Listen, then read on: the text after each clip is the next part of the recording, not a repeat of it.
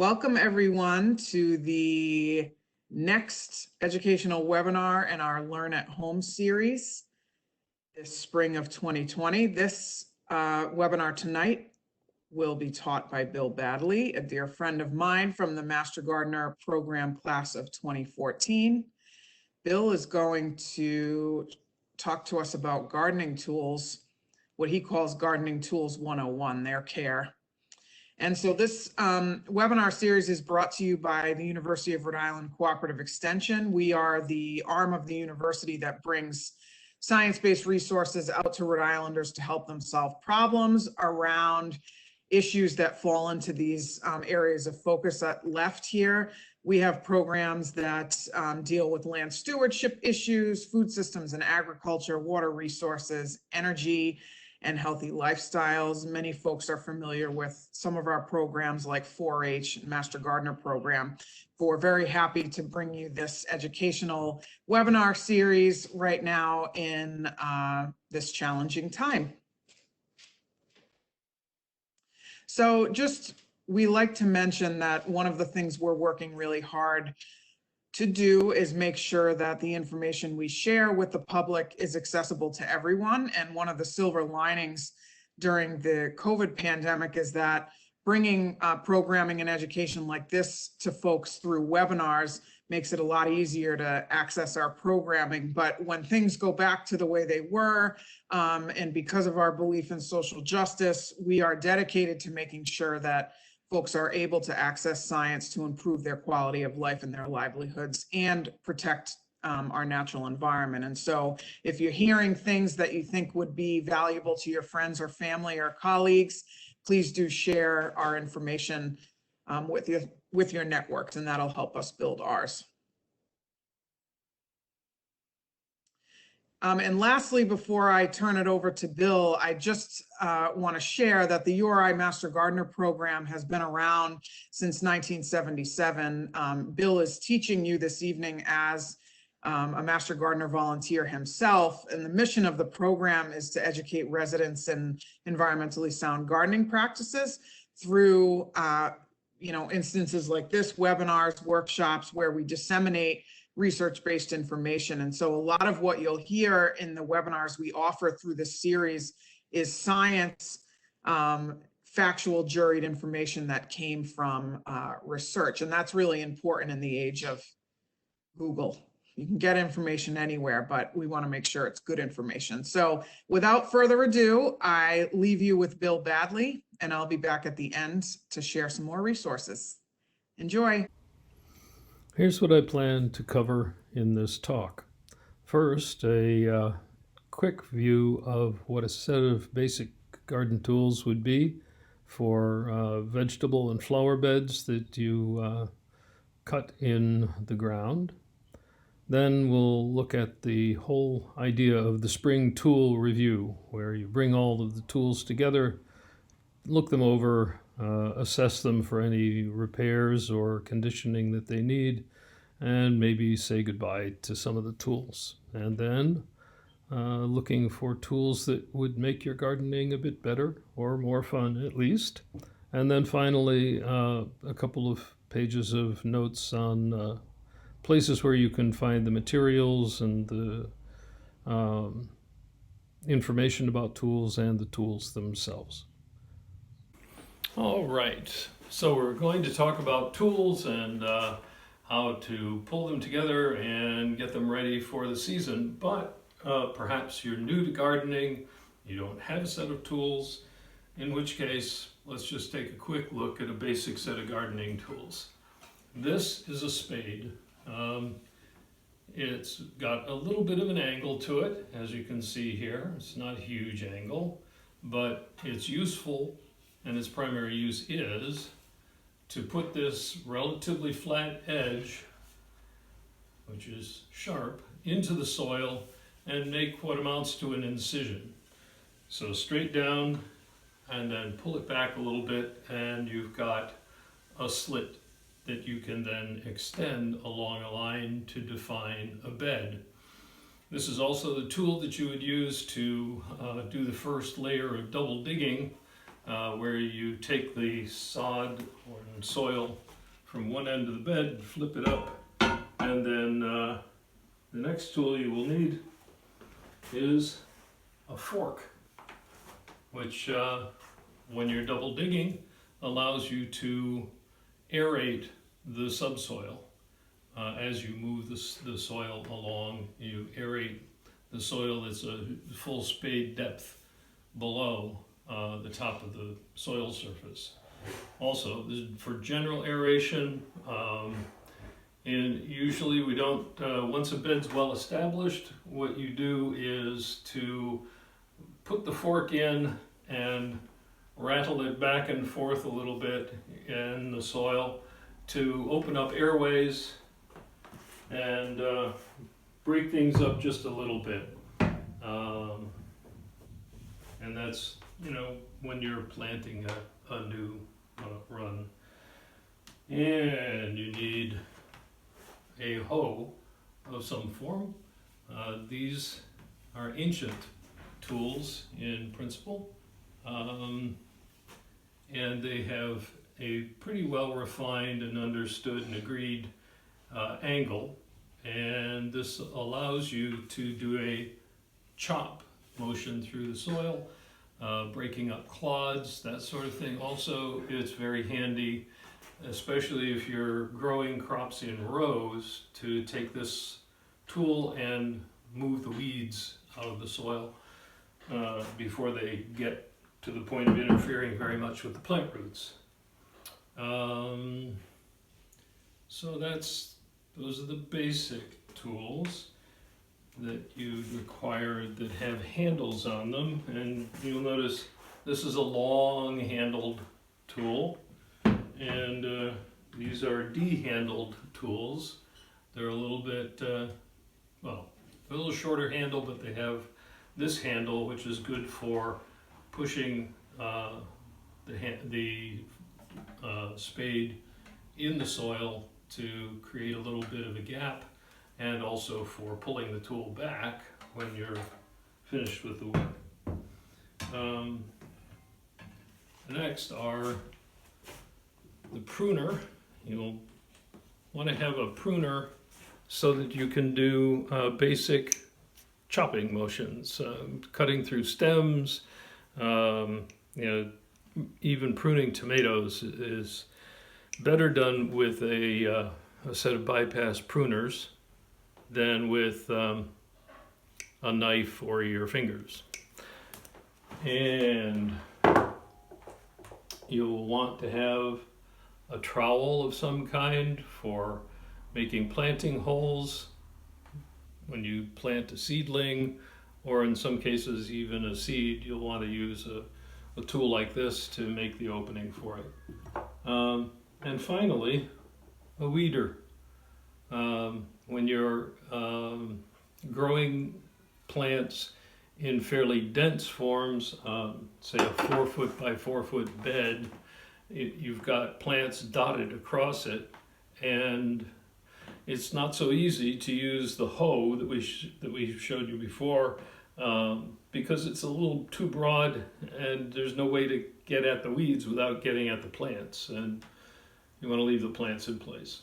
So a weeder like this allows you to go between the plants and scrape the weeds. You're essentially trying to break the weeds at the place where the stem and the roots join.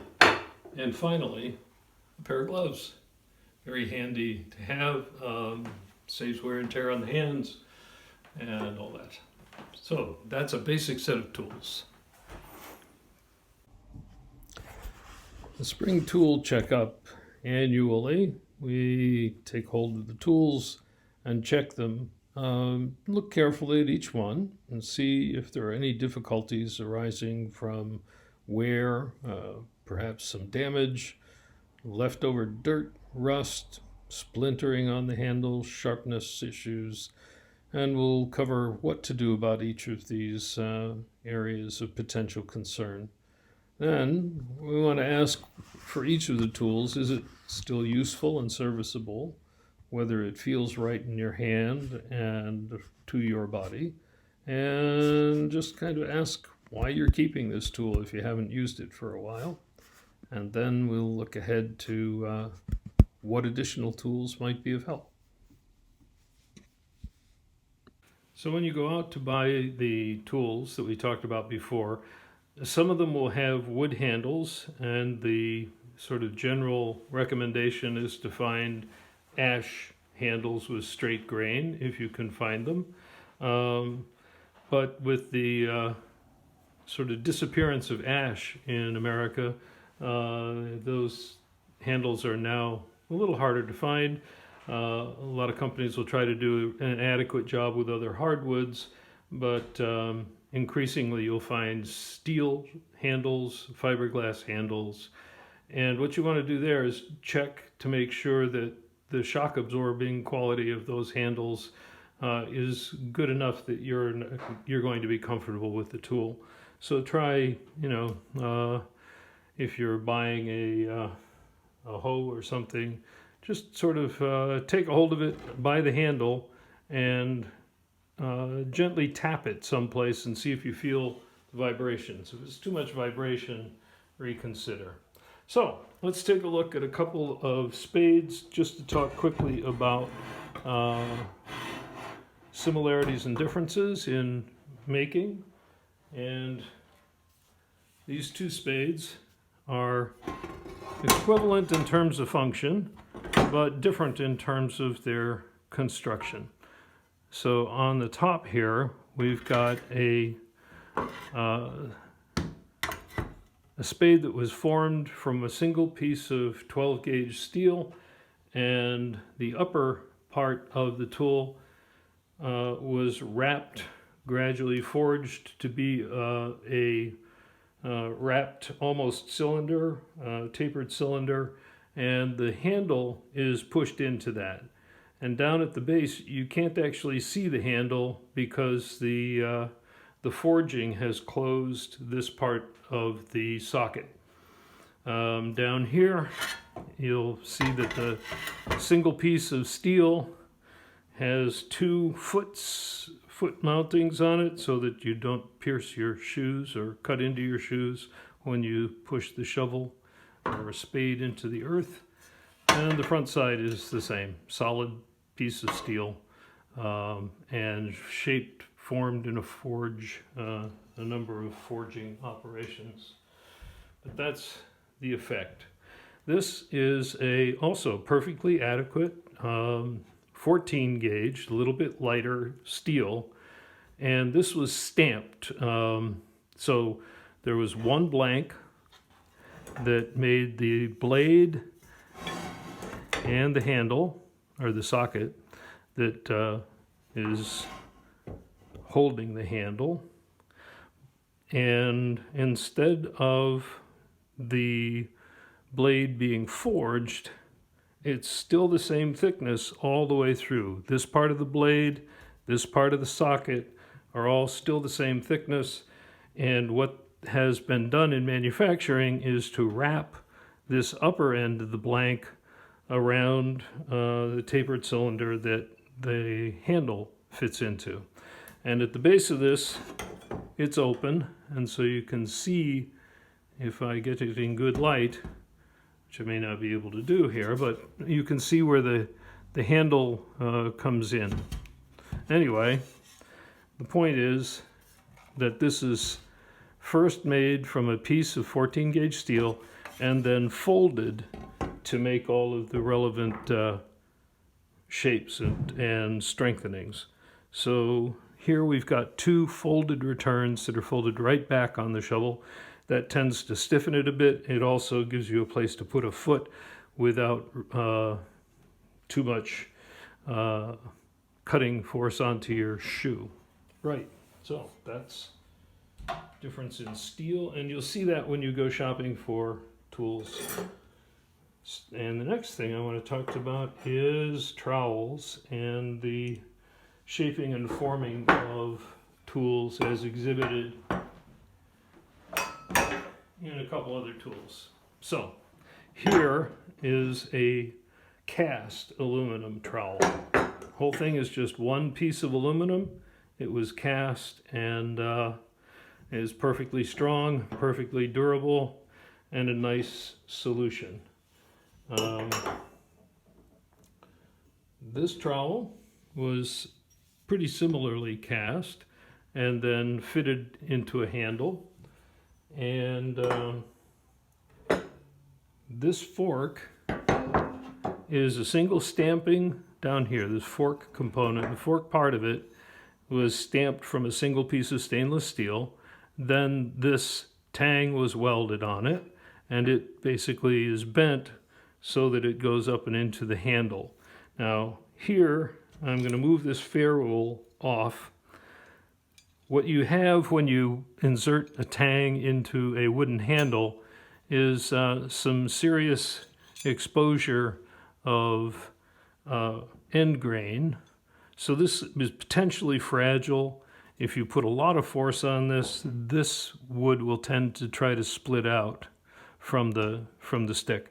So to stop that and to hold the handle in, there's this metal band called a ferrule, and that just fits over the handle, and then it's hammered into place. I'm not sure how this got loose, but hammering it into place is not terribly difficult. And now it's there. There's a little dimple over here that I'll hit with a punch later on, and all will be well. So this is a good solid solution. There's just no way you're going to be able to apply enough force to this to interfere with this weld or the bending of this steel rod. And that's that. Here, on the other hand, is a stamped trowel that is fitted slightly differently. So if you look into the end of this, you'll see that instead of a rod welded onto the blank has been cut and bent here at the end of the blade, so that it's essentially formed into a bit of a channel, like a U channel or V channel, and that then is pushed into the wooden handle, and a ferrule is applied to that. Now, the problem with this is that this little stretch of metal right here is really thin. The metal's thin. The forces that you're going to apply in using this shovel for anything other than handling sand are big enough that this tool, which started out looking like this, right, like a regular trowel, has now been bent so that it looks like this. All right, it was actually even worse, more like this. So it's kind of going the other way. And using this now to try to dig in any kind of soil is going to be a problem, and every time this thing moves a little bit, it's going to increase the fragility of this little band of metal that's where all the bending is happening. And eventually that's just going to fall apart, and you're going to have the blade and the handle and no way of reconnecting them. So watch out for that kind of construction. Try to stay away from it. And that, I believe, is what I have to say about that. Except with any tool that you buy, take a look at how the handle is set and try it out. Do you like this handle? Do you like this one? Or is this going to be better? You know, there's usually a choice of different options, and one will be better for you than the others. Once a year or more, it's a good idea to oil the handles of the tools, the wooden handles of any tools you have. And you'd start by smoothing the surface. These surfaces are actually pretty smooth already, but had they been nicked or splintered a little bit, I'd have taken care of that first. This is boiled linseed oil. You'll find this at any hardware store. And you put a tiny bit on a rag. Well, not a tiny bit, but enough. I don't know, sort of a dime, somewhere between a dime and a nickel size of a pool on a rag usually will do it. And then you wipe this onto the surface of the wood, and you want to put enough of it on that there's a little bit of a standing moisture, but not dripping or anything like that. Okay, so the wood should be sort of wet looking when you have done that. And we're going to get this handle up here as well. And again, that needs to be a little bit wet looking. And then we're going to set that aside for 10 minutes to percolate into the wood. And 10 minutes later, we're going to bring back a rag and we're going to wipe all the excess oil off of this handle. So now, there's no standing oil.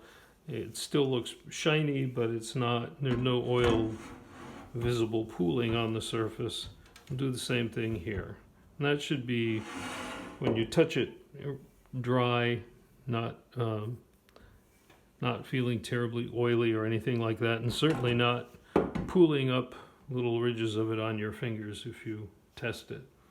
And then that sits for overnight, and then you're done. Good for another year. Or you can add another coat and let it dry overnight in the same way. Well, it's spring. Time to get all the tools out of the shed, bring them together, line them up, and take a look at them to see what's going on, whether any of them need any repair.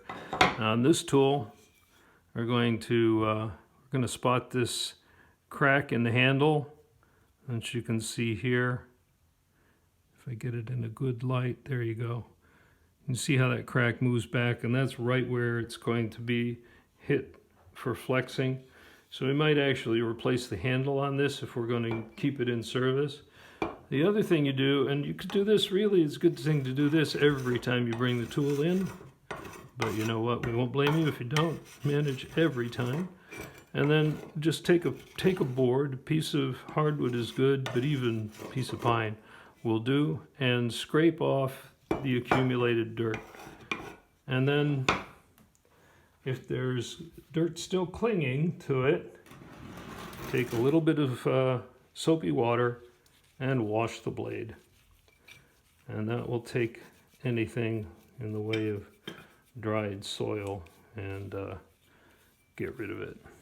Okay, so that's a beginning step to clean things up. And then this is stainless steel, so there's not much point in doing anything more with that on the blade. But if we had a different tool, we'd probably put a little bit of oil on it. The next step that we're going to take is looking at each of these tools. We're going to find almost certainly that almost all the edge tools are going to need a little bit of sharpening. So to sharpen these tools, and let me say that there's another tool that you should keep in mind, which is a coarse brush. And if you just keep one of these either mounted on a post or hanging, on a nail or something where you can get at it as you bring the tool in, you can apply the brush to it and clean it up very nicely. Most of these tools will do just fine with a brush like this. And if you're really stuck, you can take a wire brush and polish it even a bit more. That'll get grit that might resist the other brush. So if we're going to sharpen one of these cutting tools, like a spade, you want to get it to a point where you can see the bevel on it. Now, these edge tools all have a flat side here where you can see that there's an edge, but it's not beveled. It's a little bit pitted here, or dinged, but it's not beveled. The other side, though, is clearly beveled. And as we get this into a decent light, you can see how that bevel reaches across the whole blade. And that is where the cutting action happens. And so if you can get that to be sharp, you'll have better luck with all sorts of roots and grasses and things that might otherwise try to put up a fight. First thing to do is to put a little bit of light machine oil, 3-in-1 oil, light motor oil, something of that sort, so that the file will work without filling up with metal filings. Okay, now put a little pressure on it, put it up on a block of wood or a brush, and then find with the file the angle. So we're going to try to get the angle right along the bevel. We're going to match what the manufacturer did with the bevel and just reinforce it. So we're going to set that angle by hand and then go straight the way across the blade with sharpening strokes. And it doesn't take a great deal of sharpening to make this quite a sharp edge again. And that, with a tool that you use a lot, this is worth doing, periodically through the season. When you set out or while you're in the middle of using it, check it, see if it could use a little sharper edge. The same holds for hose and all sorts of things. Now, another problem that you sometimes run into is rust. And when you have a bit of rust, what you can do is to take a sanding block, as this is called, and there are three sorts of them. There's a coarse type and a fine type and a medium type. And these are essentially rubber compound with abrasives. And if you look, you can kind of see the abrasives shining in the rubber. So what we're going to do is go after a piece of rust, first with the coarse.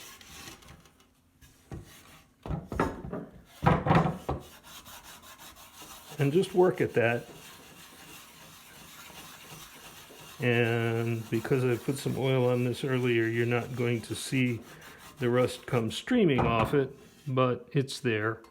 And you can maybe see it on my fingertips. Okay, good idea to wear a dust mask when you're doing this kind of work, and more vision of rust, because the rust and the abrasive particles can be fine and light and have a way of getting into your lungs if you're not careful, certainly into your airways. So once we've done the work of abrading this and sanding it down, you can put a little bit of machine oil on this, but even better is to put a little bit of vegetable oil, just ordinary vegetable oil, pour it onto the rag, and then wipe it into the blade all the way up and down. And just grocery store vegetable oil. And the reason that we're switching more to vegetable oil is that it's easier on the soil. Doesn't leave contaminants behind. Now, that's the bulk of the sharpening that you'll have to do. The cleaning is similar on other tools, but these pruners are a different animal with respect to what we need to do with them. So the pruner, the bypass pruner, is two blades, and they're both kind of like, if you think of this as a pair of scissors, then essentially what's happening is the two blades are passing each other, and as they pass each other, whatever's in between is severed. So, again, on the secateurs or bypass pruners, there is a cutting blade, and it has a flat side, which is the one that passes and articulates with the stationary blade, and then it has a beveled side, which I think you can see very clearly here, And what we're going to do is just very gently sharpen that beveled side with a stone. And this is just a little oil whetstone. This particular one I got in a fishing place in Michigan, Minnesota, a few years ago, several years ago now. Anyway, all you're trying to do here, there are diamond sharpeners, there are all kinds of choices here, but this is a simple and effective one. You're going to match the angle of the stone to the angle of the bevel. And then we're going to sharpen it by just very gently moving this stone back and forth along the beveled blade. Okay? Like this. And usually 5 or 6 passes, strokes like that, is all you need to make this blade really quite sharp. Not so sharp that it'll shave hairs off your wrist, but sharp. And you'll notice the difference. A lot of people who do work with these on a fairly prolonged basis, if you're going to cut a number of things over the course of the day, then you probably want to keep the sharpener in your pocket so that you can hone that blade every time it even begins to suggest that it's snagging or not cutting quickly and cleanly through the fibers of the stems.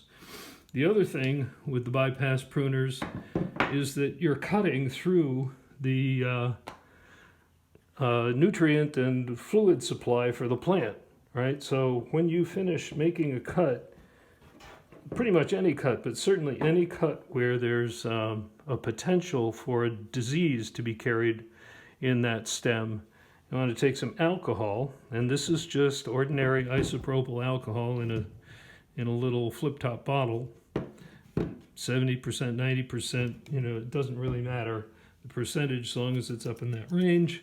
And then this now is clean enough to use on another plant without risk of spreading disease. And just a couple of small notes here.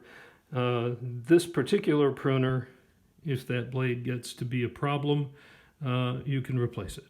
So you can order this part and just replace the blade. Take a look at the manufacturer's websites for pruners like this, because they're really useful sources of information about how to maintain the tool and how to replace parts if it comes to that. So before I move to the next step, let me go back quickly and say that this is a file, and it's a 8-inch mill file, smooth mill file, and it's good for the sharpening steps that we were doing before. Any hardware store will have this. Just ask for an 8-inch smooth mill file. If they don't have an 8-inch file, smooth file, you can probably find it someplace else. Or if they have an 8-inch mill bastard file, you could use that. It's cross-hatched. It's a slightly more aggressive tool, but it would still work. And get a handle for it, unless you can find a farmer's file, which has the handle built in at the end of the tang. It's just an extension of the file. All right, so our next step is to review the tools that we have in the collection and see if some of them are wasting their time by staying with us. And this backwards trowel that we talked about a little while ago is one of those. If I could assure it of a safe life, that would be fine, but I just can't do that. So it's headed out.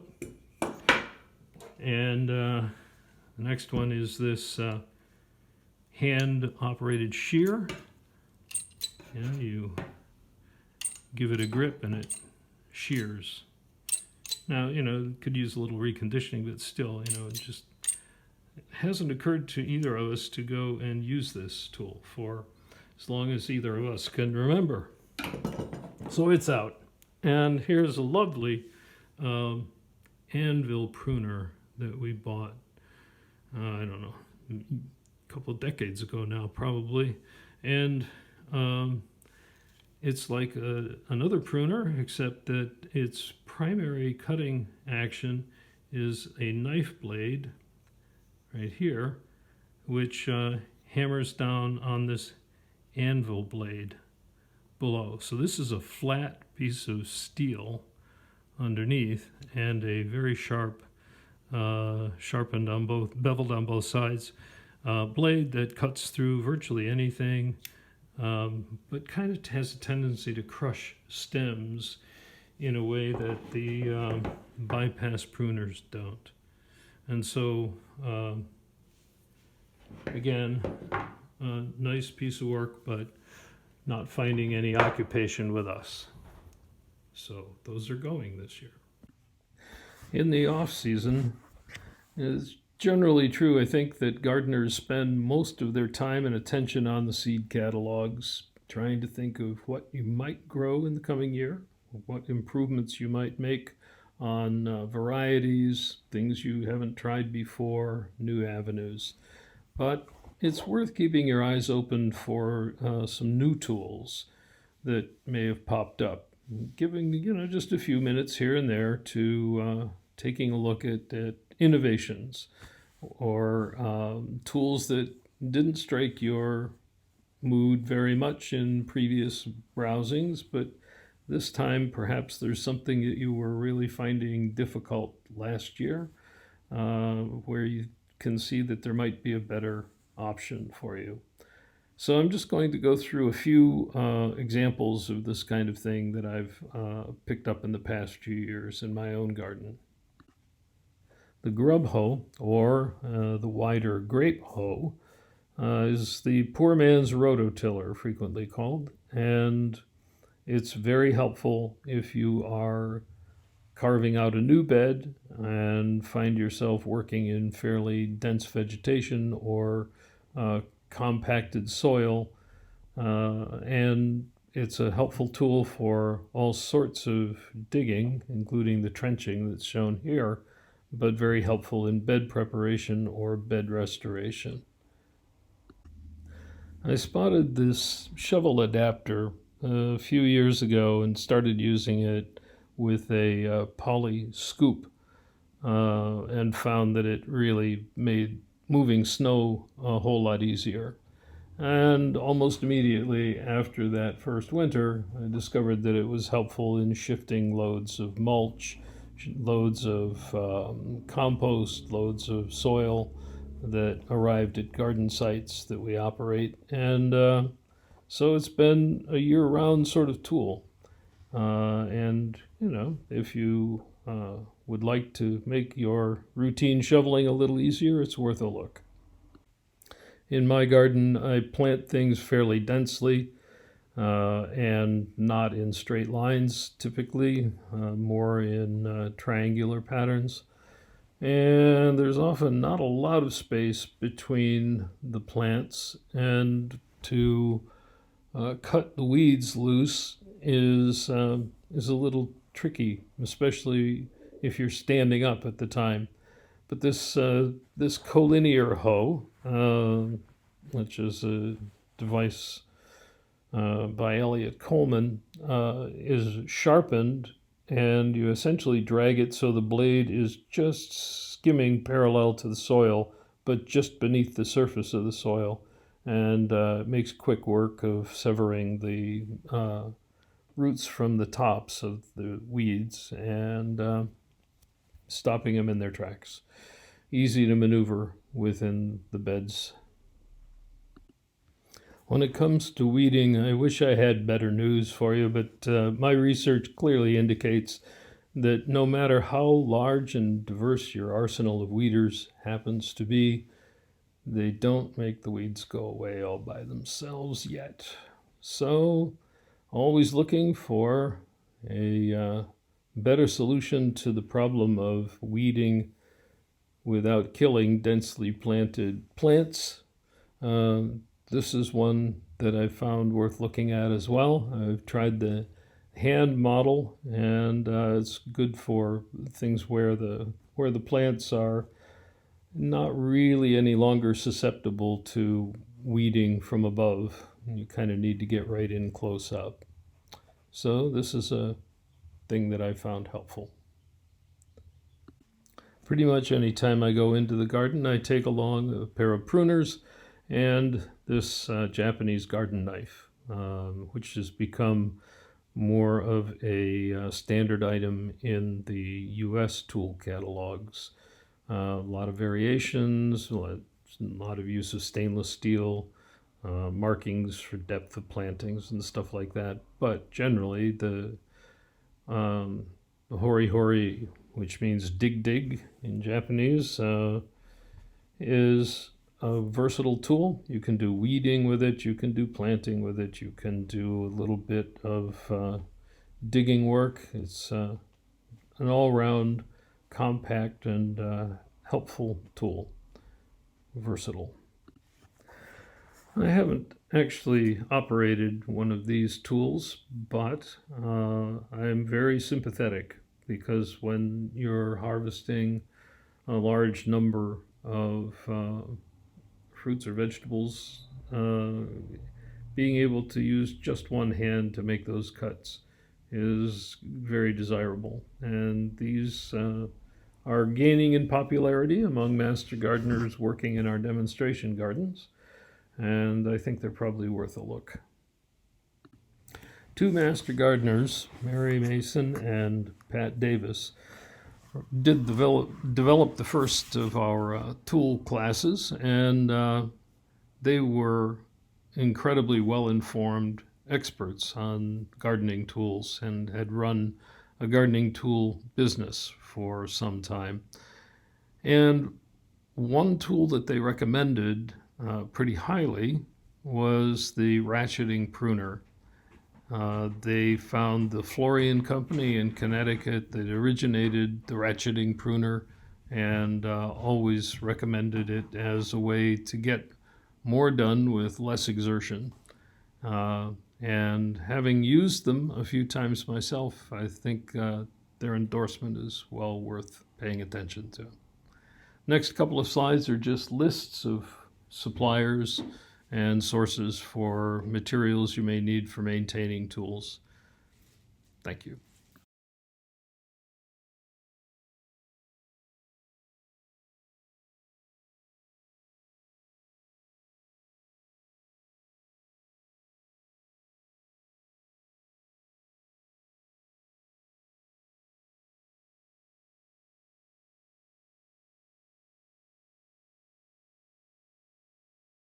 Thank you very much to Bill for that wonderful Gardening Tools 101 presentation.